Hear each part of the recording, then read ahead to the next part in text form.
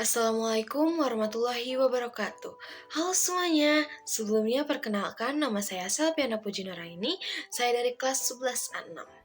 Di sini saya akan menjelaskan bab 1 dari mata pembelajaran Pendidikan Agama Islam dan Budi Pekerti, yaitu materinya tentang mencintai iptek.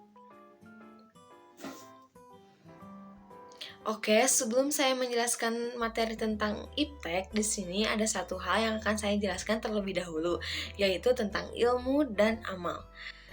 Harus dipahami bahwa ilmu itu adalah yang pertama, baru setelahnya adalah amal. Sebagaimana contohnya, seorang dokter harus berilmu terlebih dahulu sebelum mengobati pasiennya. Nah, maka dari itu, ilmu yang benar itu akan membawa kita kepada keselamatan. Maka sebaliknya, ilmu yang salah akan menjadi penyebab kegagalan, kehinaan, bahkan kehancuran bagi kita sendiri. Sebelum lanjut ke pembahasan materi, di sini saya akan membacakan Quran Surat Ar-Rahman ayat 33 terlebih dahulu.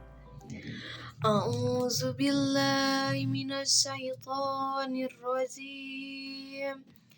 Bismillahirrahmanirrahim.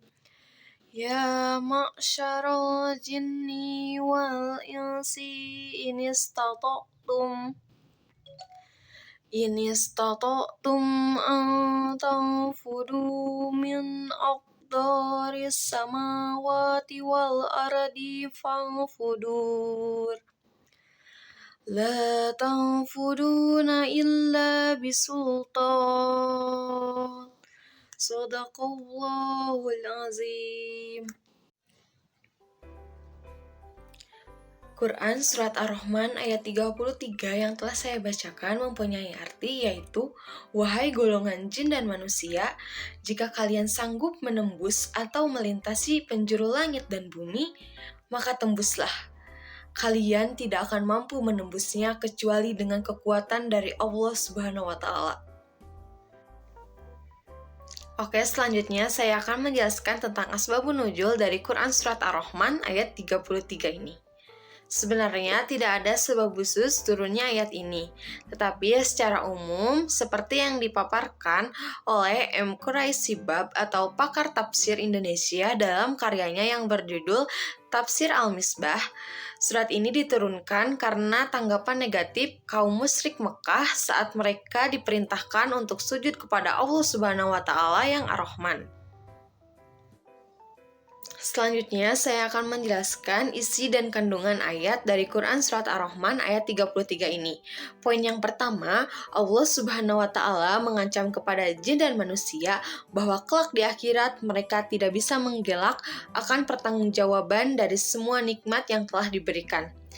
Meski sekalipun mereka berusaha lari ke segala penjuru langit dan bumi, sementara itu, langit dan bumi serta alam semesta ini dimiliki dan berada dalam kekuasaan Allah Subhanahu wa Ta'ala. Poin yang kedua, jika saat ini muncul sekelompok manusia yang mampu melintasi beberapa planet di angkasa dengan kekuatan dan ilmu yang didapat, itu hanya seberapa, tidak sebanding dengan alam semesta ini. Dan harus diingat agar menjadi kesadaran bersama bahwa kecanggihan ilmu pengetahuan dan teknologi atau iptek harus semakin menumbuhkan kesadaran keimanan kepada Allah Subhanahu wa Ta'ala. Yang dimana itu artinya semakin luas dan dalamnya ilmu yang dimiliki, hidupnya harus semakin dekat kepadanya. Bahwa semuanya merupakan nikmat yang pasti akan diminta pertanggungjawabannya. Poin yang ketiga, didahulukannya penyebutan jin baru manusia karena jin lebih memiliki kemampuan menembus luar angkasa.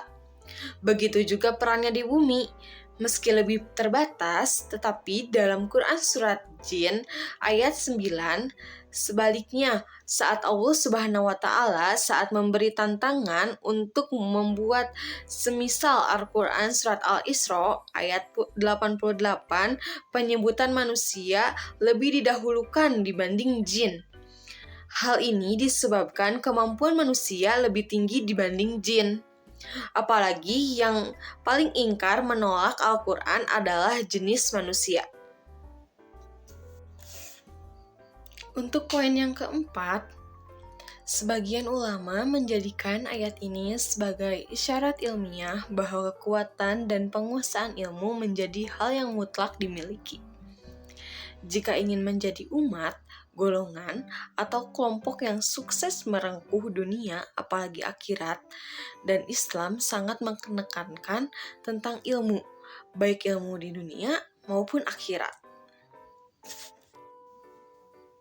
Untuk poin yang kelima, harus dipahami bahwa majunya sebuah negara atau sebut saja seperti negara Singapura, Korea, Jepang, termasuk beberapa negara Eropa seperti Amerika, disebabkan besarnya investasi pada kualitas manusia, sering disebut juga SDM atau sumber daya manusia, termasuk keberhasilan menjelajahi ruang angkasa. Itu semua membutuhkan dana yang tidak sedikit, termasuk kerjasama di berbagai disiplin ilmu, bahkan antar negara, misalnya ilmu astronomi, teknik matematika, seni, geologi, dan yang lainnya. Saya akan membacakan satu hadis yang berhubungan dengan materi iptek ini. Bismillahirrahmanirrahim.